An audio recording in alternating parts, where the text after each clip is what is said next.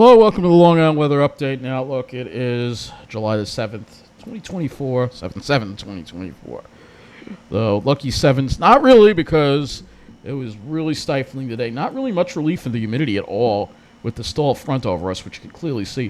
There were actually a couple of pop-up showers and thunderstorms that occurred right over Southern Ocean County and Atlantic County. Hopefully, maybe they got over that area that wildfire was burning and provided some much-needed rainfall over there.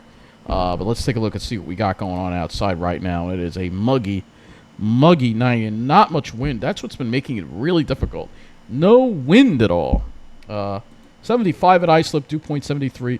No relief from the humidity. Now, I actually went to Jones Beach this evening for a little short walk, and there wasn't really much of a breeze there either. It was a little bit better, but I had a rush, and I still got kind of hot because I had a rush to catch. Otherwise, I'd get home even later. So you can see here, and that's part of the reason why I'm got to spend as much time on the South Shores Pod. I wish I could have spent more time there. And I said, screw it with everything else I got to do tonight. And I might do that some other nights. But yeah, the sky was still pretty when the sun set. Still some pretty alto-cumulus clouds. They're kind of looking tropical, especially look at that. That looks pretty tropical right there. Yeah, very warm out there. We got mid-70s, generally mid to upper 70s. Of course, in the alley, it's 81. Almost 82 in that horrible alley. Dense fog advisory in effect.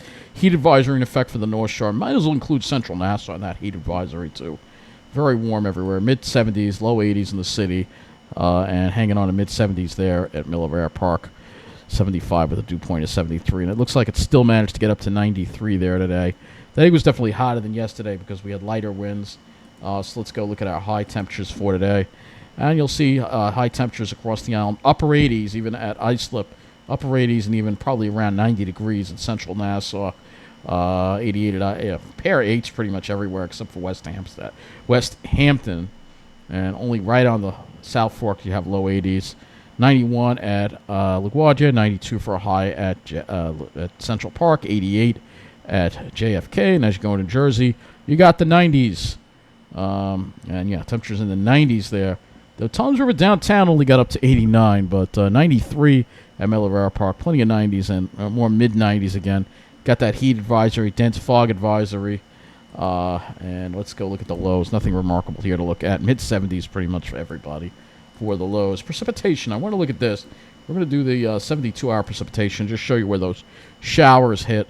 And they were very hit or miss. And you can see Long Island, not a whole lot of precipitation here, but you can see up where those showers hit, you can see, look at that, almost 3 inches of rain up in northern Jersey, northwest Jersey as well. I know there's some reservoirs over here. Perhaps that helped us out a little bit there. Lower Hudson Valley, Connecticut also getting in on some rain. New Jersey, yeah, that's 1.77 over this. There was actually a flash flood warning with that cell in Southern Ocean County and in Atlantic County there, so maybe that got some of those areas some rainfall around it, but not so much in much of the Pine Barrens. But some areas did see some rain, and we'll have some chances for rain, of course, throughout the forecast period. So let's just go back to Miller Park and see how brutal it was there today. See if the dew point got up to 80 again like it did yesterday. And it did not, so at least the humidity was just a little bit lower, but literally just marginally lower today. No real relief with that stall front over us. Looking at the weather map, you'll see there's that stall front over us, and it really doesn't really go anywhere. You can see really doesn't at all. It's going to stay right there. Stall front syndrome basically this week. Big Ridge is not going to let that front through at all. So let's go to the National Hurricane Center and talk about Beryl. Still isn't strengthened to a hurricane yet, which I'm kind of surprised about. They find Beryl only slightly stronger. As of 7 p.m., its location 27.1 north, 95.6 west, about 105 miles south-southeast of Matagorda, Texas, and about 120 miles east-southeast of Corpus Christi. Maximum sustained winds are now 70 miles an hour, and it's moving north-northwest at 12 miles an hour. So it's on the cusp of becoming a hurricane again. Minimum central pressure, 29.15 inches. Let's go and look at the cone here, and you'll see hurricane warnings are up for the Texas coast. For much of the Texas coast, includes Galveston and that whole area, so they're going to have to worry about And the concern is that this thing is going to start taking off and strengthening very rapidly. The models can't predict that, so this is literally something that you're just going to have to wait and see, because it could really strengthen quite a bit. That's why there's that hurricane warning in effect for that area. And we'll take a look at some imagery of Beryl right now. So here's Beryl. Let's see. We have any of that convection? Yep. There's that convection. So it's starting to strengthen right now. You can see, look at that convection happening around the... it's on the cusp of becoming a hurricane. This is dangerous because whenever a strengthening hurricane makes landfall, it's definitely very damaging. And that's the concern here that we're going to have here. And if we go to the... let's see if we can change this to the lightning channel loops. I think this is the one. Which one is the GLM flash intensity? So what we're looking for here. So we can take a look at the lightning. Of course, they bury it. There it is. All right, so let's go to this. We'll take a look at the sea. Got some lightning around the center. Yep. So, yep, there it is. So you definitely see it strengthening right there. So it's definitely becoming a stronger storm. And it's on the cusp of becoming a hurricane. Let's look at the CONUS and get a wider view. There's Beryl. It looks like a lot of smoke over the west, too. Got a number of wildfires. Still got that one going on in Utah, one in Arizona. A whole bunch of fires going on out there with all the heat. So, yeah, this is... there's Beryl right there. So, let's go and talk about the heat that's going on across the country next. So, you see we have the heat in the east, but there's the hurricane warning for Texas.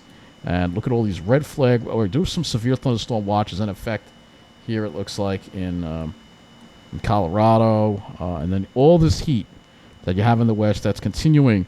These ridiculous conditions here. 105, dew point, actually kind of humid there. Dew point 65, just along the California coast. So getting a little, for them that's humid. Dew points in the 60s. At least the humidity is a little higher there. That'll help with the fire danger. But you have a lot of heat here, well up into Oregon, and just this insane here heat, Oregon, and even into Washington. We've got red flag warnings and excessive heat warnings in effect. So that 98 in, let's see what Spokane is at, 101.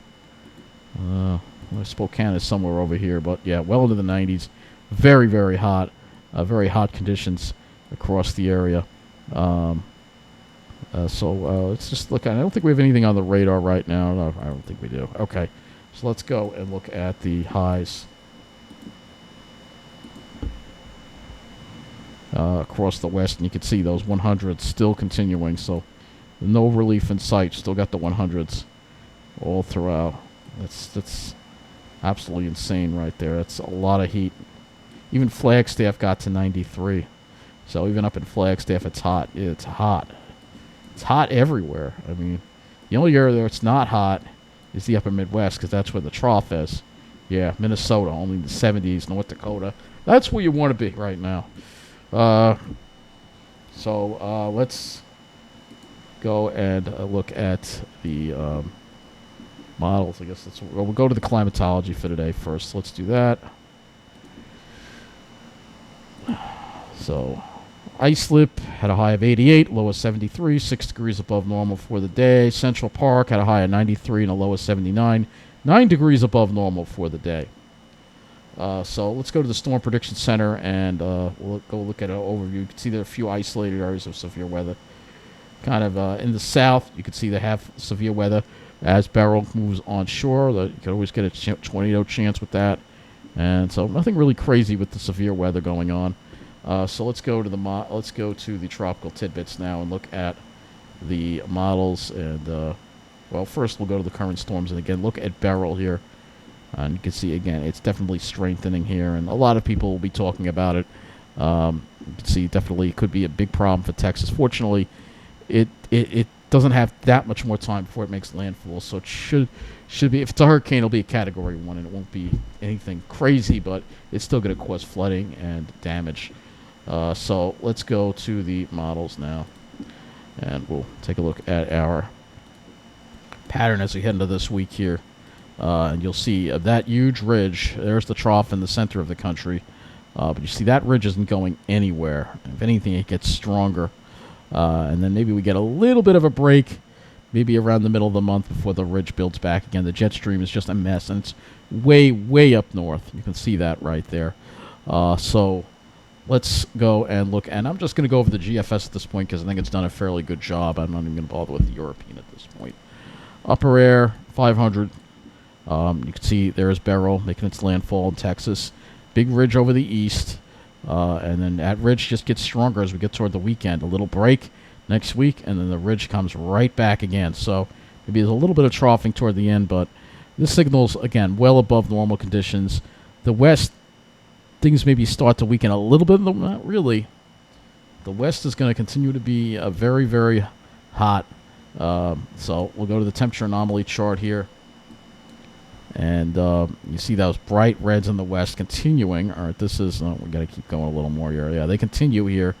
Reds in the east. You can see they go way up into Canada, too, western Canada as well. I'll make this, lower this down to the conus to get a better view here. But you can see we're above normal most of the week. Well above normal in the west. Only the upper Midwest gets below. And you can see things really start heating up next week. And then we get a cool down after that heat up, and then maybe it'll cool down a little more after that heat. So it is actually showing a little bit of troughing and a little bit of cooling down. But we're going to have a lot more heat to get through before we get to those. And they'll probably be transient. But the west, nothing changes out there. It stays hot and it stays dry. If I look at the temperature, the total accumulated precip here, we'll run this through. We may get some moisture from Beryl, perhaps. You can see it's showing some of it going over the area. And we might get some of that helping us out a little bit here. But the west, yeah, nothing. It's staying dry out there. And that's the GFS here. Of course, I'll go to the Euro for this and see, because I know some of the runs were trending a little more to the north with that moisture. Go to the icon. Yeah, see, the icon is trending more north, so it might wind up. The models, this ridge is going to be stronger and possibly push it to the north, so we'll have to see. But we still have very humid air in place and the potential for thunderstorms. So, any shower or thunderstorm activity could hopefully, we got all this humidity in the air. It would be nice to get some rain out of it. So you can see, again, it's more of the same for the next couple of days. But if we get some of that remnants from Beryl and they come a little closer, like the GFS is suggesting, then we might get some beneficial rains Wednesday, Thursday, and pops. Lingering into Friday. So again, we got that stalled front that's not going to really get out of the way. It's not really until we get toward the middle and latter parts of June that we start seeing some cold fronts actually try to make it through here. So you know what that means. It's going to stay humid. So I'll just put this on dew points here, and you'll see what I mean. These are the dew points, and you'll see that humidity kind of sticks around. And it doesn't really go anywhere until we get toward the middle of the month and we start seeing some relief from it. But for the most part, we're going to be dealing with a lot of humidity and a lot of heat. So let's get to it. Let's go to the HRRR first. 0Z. We'll go to the short range here. Look at the dew points first. Show you what I mean here. The humidity continues to be very high. Some drier air just off to the north, but we don't see that here at all. Dew points stay in the 70s pretty much. Right through Wednesday. At least the flow's a little more southerly. Now, what's really been bad is there just hasn't been a lot of wind, and that's going to continue because see how far out we're in the midst of this huge ridge here, which definitely is killing the wind and leading to stagnant air. And air quality alerts will probably continue to be an issue tonight, not getting below the 70s. Tomorrow, Jersey, you're going to bake in the 90s, probably near 90 around central Nassau, mid-80s, Suffolk, just more of the same. It will be a sea breeze that will hopefully help things on the South Shore. Of course it will. And then Tuesday also, Jersey, you're going to be blazing, though it does have it a little bit better on Long Island. Perhaps more of a sea breeze influence there as far as the temperatures go. Precipitation, we'll go and look at that next here. And, chances of pop-up shower, thunderstorm, looks like it's mainly inland, very scattered, not really a whole lot of activity right now, at least in the short range. So let's go to the dew points on the GFS here. You'll see that we stay humid. These dew points are just very high. Here we are Wednesday. Could see again dew points approach 80, showing a southerly wind flow. At least that southerly component keeps Long Island from Long Island avoids the worst of the heat. we stick with that southerly component. But you can see Sunday tries to develop a westerly component. The heat could really crank up ahead of this cold front right here next week. And then finally, you see the dew points drop going that far out. Temperatures, GFS is probably going to echo what the HRRR has been showing. Yeah, pretty much. It does show cooler temperatures because it has more cloud cover on Thursday because of the showers and thunderstorms that we might get from Beryl. But right now, that's hard. That's to be determined. And then Friday, temperatures start rising back up again. And then by the weekend, well, it doesn't look too bad, actually. Again, we could have a lot of cloud cover that would keep the temperatures down. But then as we get to Sunday, the temperatures crank back up again. Sunday, Monday, next week, we could see some really, maybe somebody's got a shot at 100 degrees. And if we got a westerly flow, we're going to die here on Long Island, too. Let's go to the skies. And obviously, plenty of clouds around with the stall front around. Though this is so overdone. It's not gonna. It's way, way overdone. So let's look at the RGM instead here. So we'll have some clouds, maybe some fog off the South Shore, and then, mixed hazy skies probably again tomorrow. Clouds come back in. They get beaten back on Tuesday again. But as far as any nice, clear blue skies go, you're not going to get it in this air mass. Not going to happen. I'm not even going to bother running the clouds simulations any further than this point. What I do want to go is to go back to the GFS and look at the radar simulation. So go in the long range, and you'll see this is the moisture from Beryl, but it may wind up going to the north. But you see, this ridge is very strong, and it could wind up pushing it a little further to the north, and we may not get into any of this at this point. And now it just looks like more of the same kind of deal. We got the big ridge in place, and that is going to keep us above normal. So let's go to the Climate Prediction Center here, and you'll see 6 to 14 day temperatures above normal, pretty much across the whole country. Excellent chances of above normal temperatures in the whole country. When do you ever see that? At above normal precipitation in the east because of the remnants of Beryl, which we could use. We need some of that rain.